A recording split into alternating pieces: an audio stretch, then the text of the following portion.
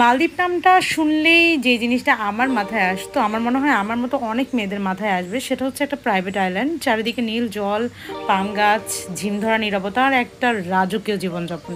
At least 1-2 দিনের জন্য তো এমন জীবনযাপন সব মেয়েরাই চাইতে পারে, আমিও চেয়েছিলাম। সত্যি বলতে আমাদের অনেকের কাছে এটা হয়তো স্বপ্ন, কিন্তু স্বপ্নটা জুড়েই বিশাল একটা ভয় আছে, সেটা হচ্ছে খরচ। হ্যাঁ, আমরা প্রাইভেট আইল্যান্ড ট্যুরের কথা মনে হলেই ভাবি যে এটা একটা বিশাল বাজেট, লাখ লাখ টাকা, তাই না? আসলে তা হলেও আপনি যে কম টাকার মধ্যেও এটা ঘুরে আসতে পারেন, সেটাই আজ আমি জানাবো আপনাকে। আমি আজ আপনাদের দেখাবো কিভাবে আপনি খুব কম খরচে মালদ্বীপের প্রাইভেট আইল্যান্ড ট্যুর দিয়ে আসতে পারবেন। হ্যাঁ, আপনি ভুল শুনেননি, আপনি 1-2 লাখ টাকার রাত্রি যাপন ছাড়াও এই স্বর্গে ঢুকতে পারেন মাত্র 120 থেকে $150 মধ্যে। অর্থাৎ বাংলাদেশ টাকা 20-25 হাজার টাকার মধ্যেই আপনি কিন্তু একটা প্রাইভেট আইল্যান্ড ট্যুর দিতে পারেন। চলুন জেনে নিই সেটা কিভাবে সম্ভব। মালদ্বীপসের মোস্ট অফ দ্য রিসোর্টই তাদের জেনারেল ট্যুরিস্টদের জন্য একটা প্যাকেজ অ্যারেঞ্জ করে, সেটা হচ্ছে ডে ট্যুর প্যাকেজ। সেটা অলওয়েজ আপনি অ্যাভেলেবেল পাবেন। সেটা যদি আপনার এটার সাথে ইনক্লুড থাকে অনেক কিছু, সেটা হতে পারে বুফে লাঞ্চ আছে, তারপর হচ্ছে আপনার পিক ড্রপ থাকবে, মানে রিসোর্টে আপনাকে নামিয়ে দিবে, আবার রিসোর্ট থেকে আপনাকে আপনার হোটেলে দিয়ে যাবে। আপনি তো যদিও আপনার গন্তব্য মাফুসিতে হয়, সেটা আপনাকে মাফুসি থেকে নিবে এবং মাফুসিতে এনে নামিয়ে দিবে। এছাড়া আপনার ফ্রি সুইমিং পুল অ্যাক্সেস পাবেন, সারাদিন আনলিমিটেড সফট ড্রিঙ্কস পাবেন, দেন আপনি পানি তো পাচ্ছেনই, দেন সারাদিনের অ্যাক্টিভিটিস, দেন সামুদ্রিক যে অ্যাক্টিভিটিস, স্নরকেলিং, এগুলো অনেক কিছুই পাবেন আপনি ট্যুরের মধ্যে। এছাড়া আপনি দোলনা, যে সুইম করা, এগুলোও করতে পারবেন।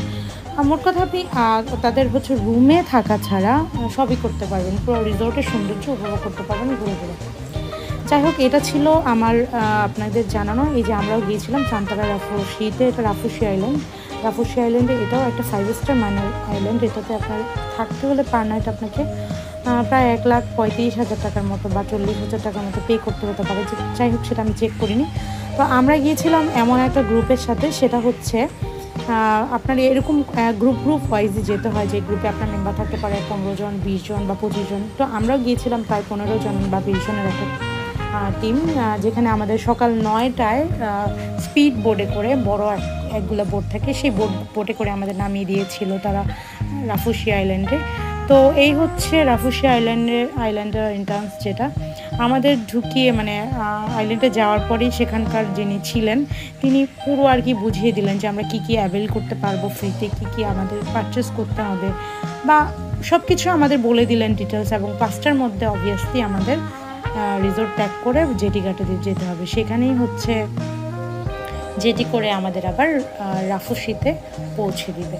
তো এইটা ছিল আমার first impression. Private island tour আসলে অনেকটা ড্রিমি মতো, অনেক সুন্দর, কিন্তু একটা জিনিস হ্যাসেল, কিন্তু অনেক গরম।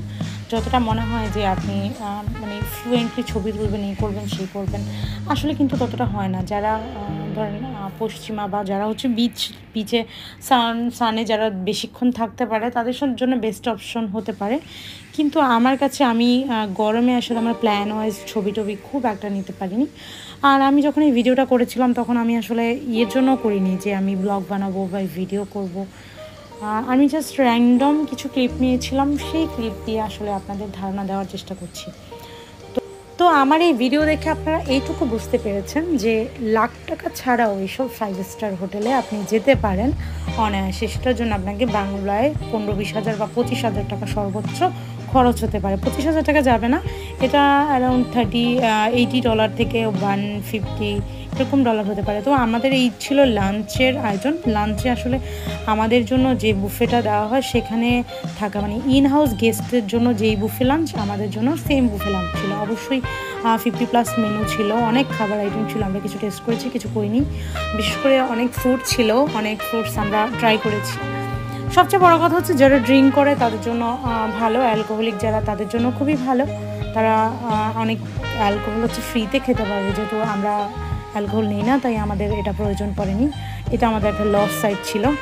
যাই হোক, কিন্তু সুন্দর রিসোর্টগুলো আসলে অনেক বড় দেয়। আপনি শুধু যে আপনি বলবেন যে এই যে সমুদ্রে ঘুরবেন, তা কিন্তু না। মানে যে প্রাইভেট আইল্যান্ডগুলোর মাঝখানে মানে হাঁটবেন বা ছবি তুলবেন, এটাই কিন্তু সীমাবদ্ধ না। এই মানে রিসোর্টগুলো কিন্তু বিশাল থাকে। বিশাল বলতে আপনার বলা চলে পিকচার পারফেক্ট। তো আমরা ভালোই ঘোরাফেরা করেছি। এটা ছিল আমাদের টিম। যখন আমাদের ফিরিয়ে নিয়ে আনা হয় তখন তারা তখনও এনজয় করছিল, আর আমি টুকটাক ভিডিও নিচ্ছিলাম। যাই হোক, তো এটা ছিল আমার প্রাইভেট আইল্যান্ড ট্যুরের এক্সপিরিয়েন্স। সব মিলে খুবই ভালো লেগেছে আমার। তো আমাদের ঠিক এই জায়গা থেকেই সকাল 9টায় নিয়ে গিয়েছিল আমরা যেখান থেকে পারচেস করেছিলাম, I.Com Marina. I.Com tour and travels হচ্ছে আপনার মাফুসি বলেন, আপনার মালদ্বীপস বলেন, খুবই পপুলার একটা ট্যুর কোম্পানি। তো সেখান থেকে আপনি খুব কমে করতে পারেন।